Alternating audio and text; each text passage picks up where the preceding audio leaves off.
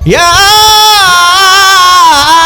আইয়ুহাল্লাযীনা আমানু যকুরুল্লাহা যিকরান কাসীরা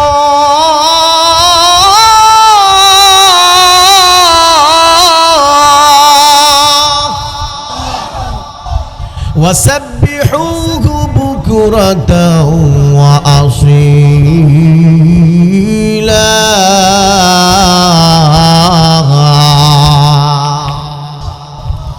বন্ধুরে আমার গভীর মনোযোগ আমার আল্লাহ ডাক ডাক দুনিয়ার মানুষ ও ইমানদাররা তোমরা বেশি বেশি আমি আল্লাহরে স্মরণ করবা আমি আল্লাহরে ডাকবা আমি আল্লাহর এমন ভাবে ডাকবা মানে 24 ঘন্টা আল্লাহর স্মরণ থাকবে যেই কাজ করবে নইস কাজে আল্লাহর স্মরণ থাকবে ধ্যান থাকবে তারপর আমার আল্লাহকে ডাক দুনিয়ার মানুষ রে স্পেশালি সকাল এবং বিকালে তুই আমার প্রেম করবি ঠান্ডা মাথায় বইসা বইসা আমার নামের জিকির করবি আমার লগে কথা কইবি আমার সাথে কথা বলবি আমি আল্লাহ তোর সাথে কথা বলবো কইতেন না সুবহানাল্লাহ আল্লাহ বলেন ফাযকুরুনি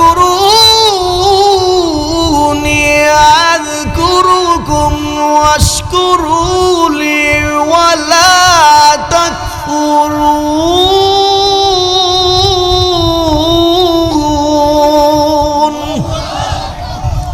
বান্দা তুমি যখন আমার সাথে প্রেমের আলাপ করবা আমার নামের জিকির করবা আমার সাথে সাধনা করবা আমার রহমত তোমার সাথে সাধনা করবে তোমার সাথে প্রেমের আলাপ করবে সুবহানাল্লাহ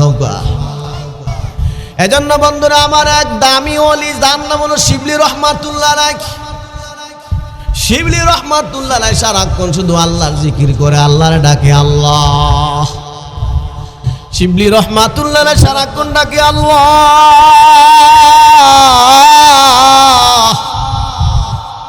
সব সময় শুধু ডাকে আল্লাহ আল্লাহ আল্লাহ আমার আল্লাহ একদিন ডাক কয় শিবলি রে তুমি শুধু আমার ডাকো তুমি শুধু আমার ডাকো আমার নামের জিকির করো এই শিবলি কি লাগবো বলো তুমি আমার ডাকো কোন কি লাগবো এটা কও তোমারে দিমু শিবলি রহমাতুল্লাহ ডাক কয় মালিক কিছু লাগবে না তোমারে ডাকার জন্য বলছে জন্য ডাকতেছি সুবহানাল্লাহ কইতেন না আমার আল্লাহ ডাক শিবলি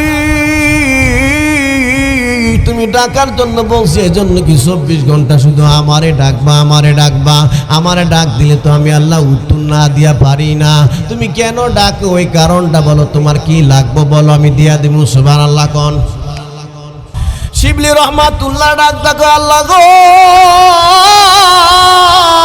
আমার কিছু লাগবে না তুমি ডাকার জন্য বলছো এজন্য তোমারে ডাকি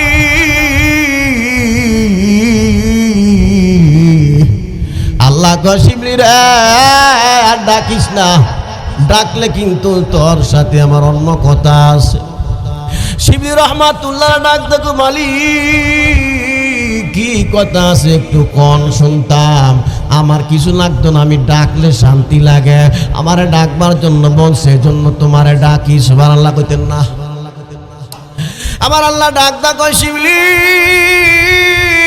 তুই যদি আমারে শুধু শুধু ডাকস কোনো প্রয়োজনের ডাক দিস না ওই ডাক দিস না যদি ডাক দেস তোর জিন্দেগির গোপন কথা মানুষের কাছে কইয়া দিব কোন কথা কইয়া দিব কথা বুঝছেন না গোপন কথা কইয়া দিব শিবলির গোপন কথা আল্লাহ কইয়া দিব শিবলি রহমাতুল্লাহ ডাক সব প্রেমের আলাপ শুনতেছ রে মালিক তুমি যদি আমার গোপন কথা বইলা দাও মানুষের দরবারে আমিও তোমার গোপন কথা মানুষের কাছে কইয়া দিব সুবহানাল্লাহ মারে ভতর প্রেম চলতেছে হাড়ের ভিতরে আলহাম আমার আল্লাহ ডাক দেখো শিবলি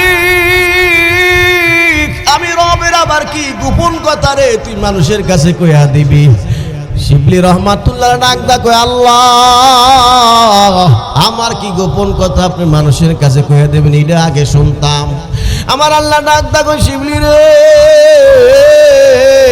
তোর গোপন কথা হইলো তুই জীবনে কিছু গোপন গুনাহ করছ ইডি মানুষের কাছে কইয়া দিব আমার আল্লাহ কয় শিবলি এখন ক আমার গোপন কথা কি? সুবহানাল্লাহ কইতেন না তো?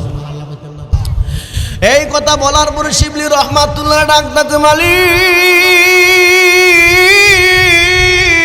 আপনার গোপন কথা হইলো আপনার একটা নাম হইলো রহমান।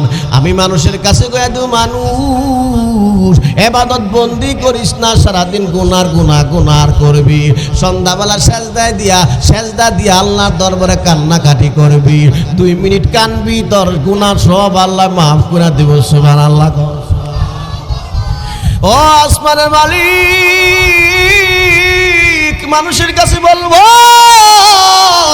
তোরা নামাজ পড়িস না, ইবাদত করিস না, কিছু করিস না, গুনাহ কর, তোর মালিকের নাম রহমান, তোরা সেজদা দিয়া হুদা কানবি, আল্লাহ অপরাধ করছি মাফ করে দাও। সারাদিন গুনাহ কইরা সন্ধ্যাবেলা কান তাললে সব আল্লাহ মাফ করে দিবে রহমান নামের খাতিরে। আমার আল্লাহ তখন ডাক ডাক শিবলি রে তুই যেহেতু আমার গোপন কথা মানুষের কাছে কইয়া দিবি, আমি আল্লাহ কইতাছি আমার গোপন কথা মানুষকে কইস না, আমিও তোর জিন্দেগির গোপন গুনাহ মানুষের কাছে কইতাম না, তোর যত মৌসা আমার জিকির কোন সুবহানাল্লাহ। আল্লাহ আল্লাহ আল্লাহ আল্লাহ আল্লাহ আল্লাহ আল্লাহ আল্লাহ আল্লাহ আল্লাহ।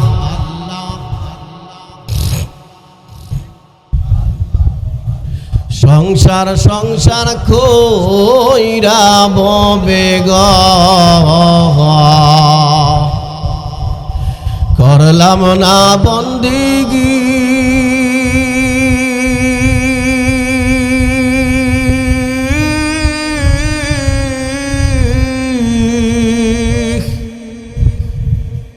কিভাবে কাটাইবি মনরে কবরের জিন্দিগি রে, ওরে জীবন গুনায় গুনায় গেল রে, ওরে জীবন গুনায় গুনায় গেল রে, নিঃশ্বাসেরই বিশ্বাস কইরা গো বাদলাম ঘর বাড়ি,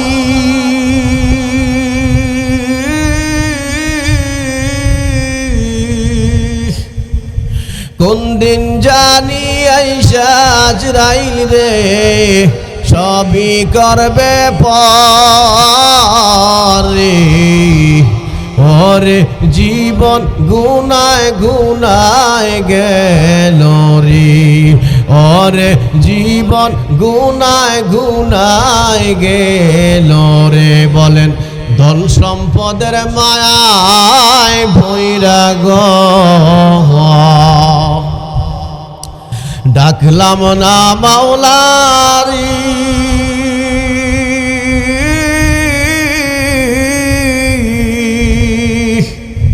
কিভাবে কাটাইবি মনরে অন্ধকার কবরে রে, ওরে জীবন গুনায় গুনায় গেল রে। বলেন ওরে জীবন বাড়ি পাশে কবর ঘরে থাকবারে পরিয়া,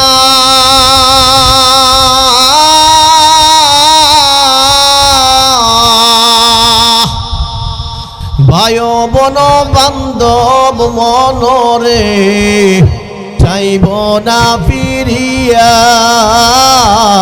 রে, ওরে জীবন গুনায় গুনায় গেল রে, ওরে জীবন। বন্ধুরে আমার গভীর মনোযোগ, আমার আল্লাহ বলেন ইয়া আইয়ুহাল্লাযীনা আমানু যকুরুল্লাহা যিকরান কাসীরা ওয়াসাব্বিহুহু বুকরাতাও ওয়া আসীলা।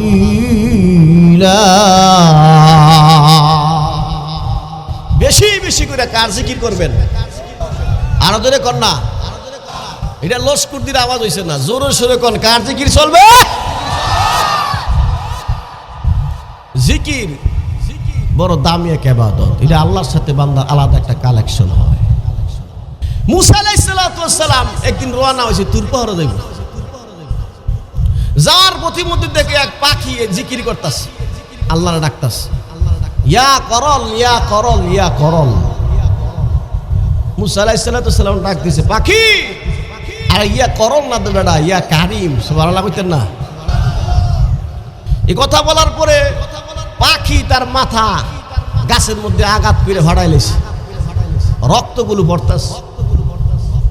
পাখি আফসোস করতেছে। আহা, মুসা পয়গম্বর জিজ্ঞাসা করে, পাখি কিরে তোর মাথাটা হাঁটাইলি কেন? পাখি কয়, আরে আপনি জামানার পয়গম্বর হয়ে আমার বিপদে ফেলাই দিলেন। আমি আল্লাহর জিকির করতেছিলাম, আল্লাহরে ডাকতেছিলাম, আমার দেন আল্লাহর সাথে আলাদা একটা কালেকশন হয়েছে। 70,000 পর্দা সিরা আল্লাহর সাথে দেন হয়ে গেছে গা। আর কদ্দুর গেলে হুরাডি কমপ্লিট হইলে আল্লাহর সাথে আক্কারে খালেস দেন হয়ে গেল, দিদার হয়ে গেল। সুবহানাল্লাহ। পাখির এই আফসোস দেখে আমার আল্লাহ ডাক ডাকে, মুসা আরে ইয়া করল আর ইয়ার কারিম কি? ফাঁকি কইতারে না, করল আর কারিম কারে কয়? ফাঁকির করল রাখতে আমার কাছে কারিম লাগছে। সুবহানাল্লাহ কইতেন না? এই জন্য আপনি যা পারেন যা বুঝেন আল্লাহরে ডাকতে থাকেন, তো আল্লাহরে ডাকলে আল্লাহ খুশি হইব। আপনার জন্য আলাদা নেয়ামত আল্লাহর পক্ষ থেকে আসে না নাই? ডাকলে সাধনা করলে তো দেখবেন যে বিপদে পড়লে উষ্টা খাইছেন, মুখ দিয়া অন্য কথা বার হয় না, আল্লাহু আকবার বাড়ি যায়। উষ্টা খাইছেন, আপনার ভিতর থেকে আল্লাহ সিলিয়াই ভরে। আর যারা উষ্টা খায় এরা গালি দেয়, আসে না নাই? হ্যাঁ, বিপদে পড়ছে গালি দেয়। আর বিপদে পড়লে যদি সাধনা করেন ঠিক মতো, দেখবেন যে বিপদে পড়লে আল্লাহ কয়ে সিলি দিয়ে লাইবেন, লা ইলাহা ইল্লাহ কয়ে সিলি দিয়ে লাইবেন, আল্লাহু আকবার করে ভিতর থেকে সিলিয়াই ভরবো। এজন্য তোকে দেখেন না সরমনায় গেলে সরমনার মুরিদরা আল্লাহু আকবার করে সিল্লি মারে, আর সারাটা বছর আল্লাহু আকবার সাধনা করছে ভিতরে, এটা আল্লাহু আকবারে বাড়িব, ঠিক না? এটা ভিতরে তো বাড়িছে। অনেকে কয় মুরিদরা সিল্লায় কেরে, মুরিদরা ভাল মারে কেরে। এসকুটতে দেখা শুনল কি উড়ে, এসকু উড়ে, কেন উড়ে? এসকু সরমনার মুরিদরা ভাই উঠছে না, আল্লাহ নবীর উঠছে। সুবহানাল্লাহ কোন উদাহরণ দিলে বুঝবেন, কথা কথা মনে হয়েছে কইলাই। হযরত ওমর যখন আল্লাহ নবীর কাছে আইছে, আল্লাহ নবী হযরত ওমর 2 টাকা সাপ দিছে। বলে সাপ দেওয়ার পরে 360টা জোড়ার ভিতরে মারফতের আগুন, নবীর মোহাব্বতের আগুন দাও দাও করে জ্বলতাছে। সুবহানাল্লাহ কয় না? দাও আল্লাহ নবী ডাক ডাক, ওমর তুমি মুসলমান হয়ে যাও, তুমি মুসলমান হয়ে যাও। নবীর চাপ খাওয়ার পরে হযরত ওমর ডাক ডাক কয়, লা ইলাহা ইল্লাল্লাহু মুহাম্মাদুর রাসূলুল্লাহ। হযরত ওমর মুসলমান হইছে। আল্লাহ নবী খুশি হইয়া তখন চিল্লি মারছে, আল্লাহু আকবার বইলা সবাই কোন আল্লাহু আকবার। আল্লাহ নবী খুশি হইয়া তখন আল্লাহু আকবার করে চিল্লি মারছে, সাহাবীরাও সাথে সাথে চিল্লি মারছে, আল্লাহু আকবার।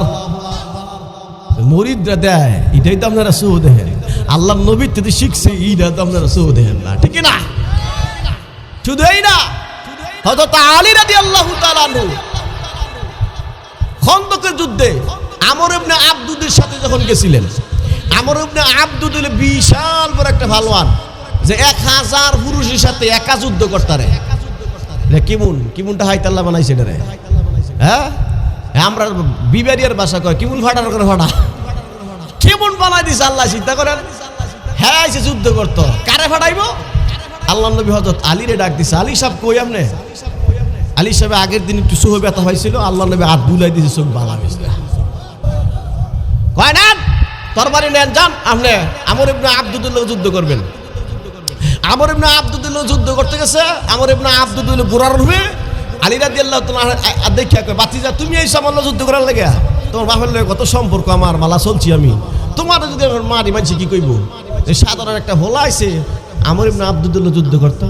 আলী রাদিয়াল্লাহু তাআলা জবাব দেয়, আরে তোরে মারতে আল্লাহ আমার দিলটা খুশি হইব, তুই আল্লাহর নবীর দুশমন, আল্লাহর দুশমন, তোর লেকের বাতিদার চাচা, কথা ঠিক না?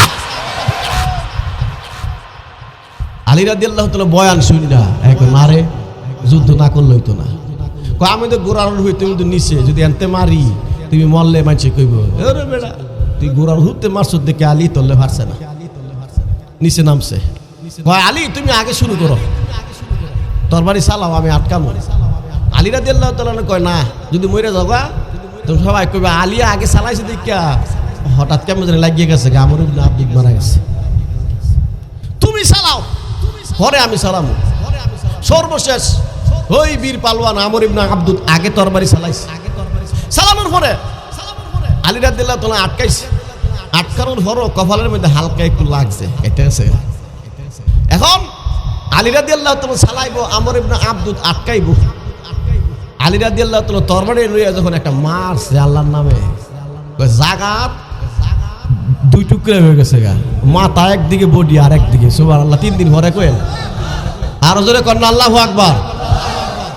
বন্ধুরে আমার গভীর মনোযোগ, আলী রাদিয়াল্লাহু তাআলা আমর ইবনে আব্দুল রে হত্যা করার পরে চিল্লায় বলছিলেন আল্লাহু আকবার। আপনারা কোন এমন আজকে দিলের মধ্যে আইছে, আমর ইবনে আব্দুল হত্যা করার পরে আল্লাহু আকবার বইলা যখন চিল্লি মারছে, আল্লাহু আকবরের শব্দ শোনার পরে আল্লাহর রাসূল সহকারে সমস্ত সাহাবায়ে কেরাম ১৩,০০০ সাহাবায়ে কেরাম সবাই চিল্লায় ডাক দিছিল সেদিন আল্লাহু আকবার, নারায়ে তাকবীর,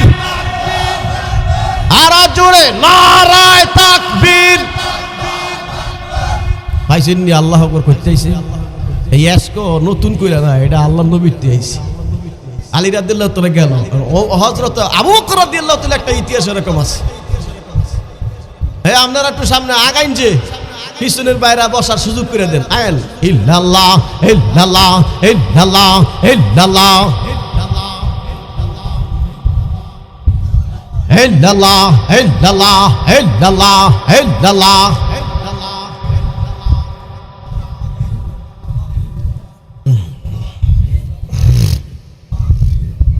ইল্লাল্লাহ ইল্লাল্লাহ ইল্লাল্লাহ ইল্লাল্লাহ ইল্লাল্লাহ লা ইলাহা ইল্লাল্লাহু মুহাম্মাদুর রাসূলুল্লাহ। বন্ধুরে আমার গভীর মনোযোগ, কই দিয়ে গেলে আরো লম্বা সময় লাগবে, আসুন আরো সামনে আগায়। আমার আল্লাহ কোরআনের আর এক জায়গায় বলেন, ইন্নামাল মুমিনুনা আল্লাযীনা ইযা যুকিরাল্লাহু ওয়াজিলাত কুলুবুহুম ওয়া ইযা তুলিয়াত আলাইহিম আয়াতুহু যাদাতুহুম ঈমানান ওয়া আলা রাব্বিহিম ইয়াতাওয়াক্কালুন।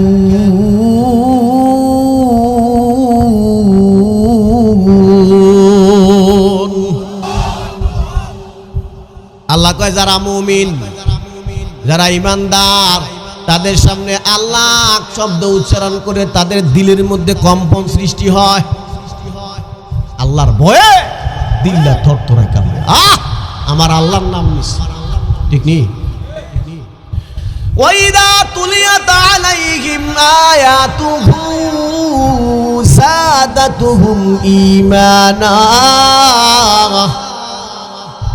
আবার যখন আল্লাহর কোরআন তেলাওয়াত করা হয় তাদের ঈমান বৃদ্ধি হয়। আল্লাহু আকবার বলে বলে মুসল্লিরা চিল্লায়, কথা ঠিক নেই? কোরআন শরীফ বললে কারি সাহেবরা শ্রোতারা আল্লাহু আকবার করে চিল্লায় না, এটা ঈমান বাড়ে, ঈমান বাড়ে, খুশির ঠেলা এশকের ঠেলা আল্লাহু আকবার কয়, এটা ঈমান বাড়ার লক্ষণ। সুবহানাল্লাহ কইতেন না? ওয়াইদা তুলিয়াত আলাইহিম আয়াতুহু সাদাতুহুম ঈমানান ওয়া আলা রাব্বিহিম ইয়াতাওয়াক্কালুন।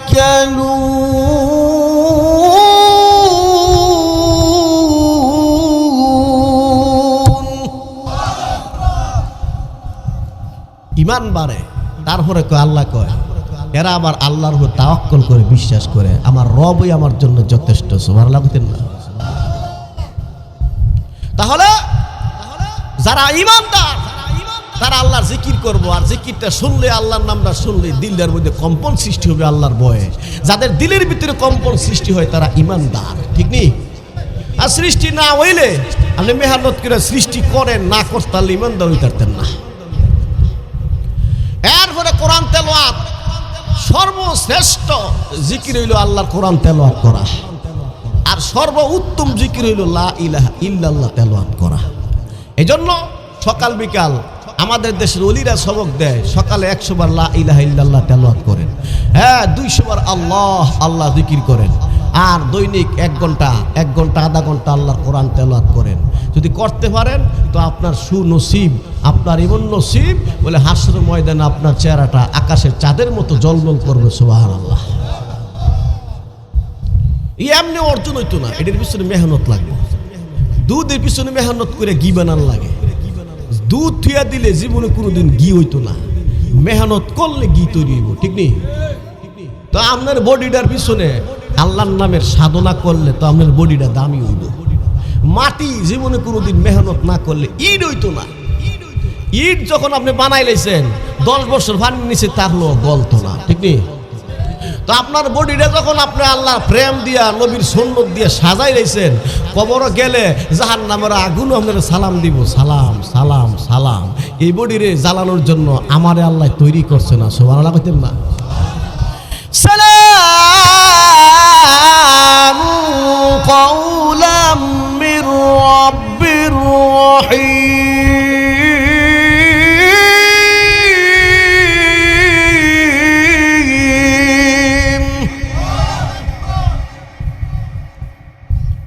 তাহলে সালাম পাওয়ার জন্য সালামের উপযুক্ত দেওয়া লাগবে, ঠিক নেই? আচ্ছা, আপনারা যদি বর্তমান প্রধানমন্ত্রী হইছে না হইব, খালেদা জিয়া সালাম দেয়, কেমন লাগবো? খুশি লাগতো না? তো সালামের পাত্র আমার লাগতো না? আপনি আরো জোরে কর না। আল্লাহ নবীর উদাহরণ আইন, আল্লাহ নবীর স্বপ্ন যদি আপনারা কয় আমার একটা খাঁটি উম্মত তুমি, যদি কয় আপনার তো কেমন লাগবো? খুশি লাগতো না? পরের দিন আপনার তেমন খুশি লাগবো, আমার জন্য জান্নাত ওয়াজিব হয়ে গেছে। সুবহানাল্লাহ কর না? নবীরে কেউ দেখলে তার জন্য কি হয়ে যাগা? জান্নাত ওয়াজিব হয়ে যাগা। এমন খুশি লাগবে আপনার কাছে যে আপনাদের স্বপ্ন যুগে আল্লাহ নবী কথাটা আপনার কইব, কোয়ার উপযুক্ত লাগবো নি? উপযুক্ত কেমন হইবেন? আয়ান আমরা সাধনা শুরু করে দিই। 5 ওয়াক্ত নামাজ সারা জীবন পড়বো ইনশাআল্লাহ। দৈনিক 2 রাকাত নফল, একদিন 20 রাকাত পড়বেন, আর খবর নাই। দৈনিক রুটিন করেন, 2 রাকাত নফল পড়বেন, সপ্তাহে 1 দিন তাহাজ্জুদ পড়বেন, সপ্তাহে 1 দিন আসরের সুন্নত আদায় করবেন, আর দৈনিক সকাল বিকাল জিকির করবেন। 5 ওয়াক্ত নামাজের পরে 10 বার কুল হুয়াল্লাহ পড়বেন, 1 বার আয়াতুল কুরসি পড়বেন। ইডি পড়তে তাহেন না মৌত পর্যন্ত, দেখবেন যে আপনার সুকপাল একদিন কপাল খুললে গেছে। সুবহানাল্লাহ কারণ একদিন পড়লেন আর খবর নাই, আপনার হারিকেন্দা বিচার মুসল্লি আর খুঁজে পাওয়া যায় না। ইমন মুসল্লি আল্লাহর দরবারের দাম। তাহলে যারা ইমানদার, 1 নম্বর গুণ, যারা ইমানদার তারা কি করব? ঠিক মতো আল্লাহর নাম যখন শুনবে তাদের দিলের ভিতরে কম্পন সৃষ্টি হইব। 2 নম্বর, তাদের কাছে যখন কোরআন তেলাওয়াত করা হয় তাদের ঈমান বৃদ্ধি হয়। 3 নম্বর, ইমানদার কারে বলা হয়? বলে তারা ঠিক মতো নামাজ আদায় করে। সুবহানাল্লাহ বলতেন না? এটা আল্লাহ কইতেছে, ঠিক মতো যারা নামাজ আদায় করে তাদেরকে আল্লাহর ভাষায় ইমানদার বলা হয়। সুবহানাল্লাহ বলতেন না? الذين يؤمنون بالغيب ويقيمون الصلاة ومما رزقناهم ينفقون।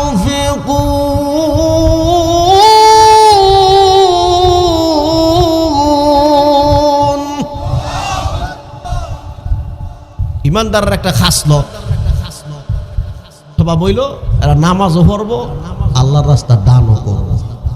ইমানদারের শত শত গুণ আছে, কয়েকটা গুণ কইতাছি আজকে সংক্ষিপ্ত আকারে। নামাজও পড়বো, আবার আল্লাহর রাস্তায় দানও করবো। এই যে আজকে যে মাহফিল, আপনারা প্রত্যেক বছরে লাখ লাখ টাকা দান করেন, এবছর মনে করতেন না? কথা কয় না? এবছরও উম্মাহাতুল মুমিনিন আল্লামা মামুন সাহেব, হ্যাঁ, অন্ধ বক্তা, অন্ধ হুজুর, যার জীবনে গুনাহ নাই বললেই চলে, ঠিক নিও। অলি মানুষ অলুই হুদা বলি না দমিয়া হুরা কোরআনটা মস্ত কত বছর ধরে তারাবি ভরায় লোকমা সারা সুবহানাল্লাহ বাইদ দিয়ে কইেন 3 দিন ভরে সুবহানাল্লাহ কইেন মনে 15 বছর ধরে আর বেশি ধরেন 20 বছর কথা আন্তাজে কইলাম 20 বছর ধরে তারাবি ভরায় কোনো লোকমা লাগে না আবার কত হাজার হাজার হাদিস মুখস্থ এই আল্লাহ বলি আবার তিরমিজি শরীফ পড়াইছে এক মাদ্রাসায় আপনার কি জানি আনারহুরা গজারিয়া এখন এই মাদ্রাসা ঘন্টা করে আবার হিমাদত ঘন্টা করে হুরার শরীরটা ওই মনে করেন যে ত্যাগ আর ত্যাগ হুরার শরীরটা যেমন আল্লাহ বানাইছে আলাদা একটা রহমত দিয়া এত পরিশ্রম করে কিন্তু বান্দা ক্লান্ত হয় না সুবহানাল্লাহ আল্লাহ দিছে একটা নূর লস্কর দি বাতি জ্বালাই দিছে বেড়া না দেখলে কি হইছে বেড়ার নূরে আপনারা দেখতাছেন ঠিক নিও আসুন সামনে আগায় ইমানদার কারে কয় যায় ঠিক মতো নামাজ পড়ে একটা দামি ঘটনা মানুষ জীবনে শুনছেন না মনে আজকে শুনেন আমি নিজে শুনছি না হঠাৎ পাইছি এক কিতাব এক বাদশা নাম হইল বাদশা শাহজাহান নাম কি শাহজাহান যে বাদশা তাজমহল বানাইছিল ভারতে ঠিক নি বিবির নাম কি মমতাজ বেগম দামি মমতাজ এই বাংলাদেশে ভাইটটা জায়গায় মমতাজ না সুবহানাল্লাহ কোন বন্ধুরা আমার গভীর মনোযোগ বাদশা শাহজাহান একদিন ঘুমের ঘরে স্বপ্নে দেখলেন বিশাল বড় একটা সুন্দর মসজিদ দেখা যায় দেখতে বড় সুন্দর কারুকার্য খচিত খুব সুন্দর ডিজাইনার এত সুন্দর মসজিদ জীবনে কোনোদিন পৃথিবীর কোথাও তিনি দেখে নাই ঘুম ভাঙ্গার পরে বড় আফসোস আমার জীবনে যদি এমন একটা সুন্দর মসজিদ বানায়া মরতে পারতাম তাহলে আমার দিলটা শান্তি পাইত বাদশা শাহজাহান ভারতবর্ষের সমস্ত মিস্ত্রিদেরকে ডাকলেন ও ডিজাইনার মিস্ত্রি তোমরা আমার দরবারে আসো সমস্ত মিস্ত্রিরা বাদশার দরবারে যাওয়ার পর বাদশার স্বপ্নের কথা বললেন আমি এমন স্টাইলের একটা মসজিদ স্বপ্নে দেখলাম তোমরা যদি আর স্টাইল এর আকার আকৃতি আমার সামনে অঙ্কন করতে পারো তোমাদের কি পুরস্কার দিব বাদশা তাদেরকে বললেন ও বড় বড় মিস্ত্রিরা তোমরা আমার এই মসজিদ রাইকা দাও তারা বহু চেষ্টা কইরা পারলো না ওনারা বলতেছে আমরা পারবো না মনে হয় পৃথিবীর কেউ পারবে না সুবহানাল্লাহ কোন বাদশার মনটা বালা না খারাপ আসতে কইছো আরো জোরে কোন বালা না খারাপ বাদশা সাহেব মনে মনে চিন্তা করে আর কান্দে মালিক জীবনে মনে হয় আমার এই স্বপ্নটা পূরণ হবে না বাদশার হঠাৎ মনে পড়ে গেল দুনিয়ার কোন মিস্ত্রি পারলো না দেখি যোগের আলেমরা পারে কিনা যুগের সর্বশ্রেষ্ঠ আলেমের দরবারে খবর পাঠাইলেন এমনকি নিজেও গেলেন হুজুর আমার এই স্বপ্নের ব্যাখ্যা এই মসজিদ না বানাইতে আল্লাহ আমার দিলে শান্তি লাগবে না ও জামানার হুজুর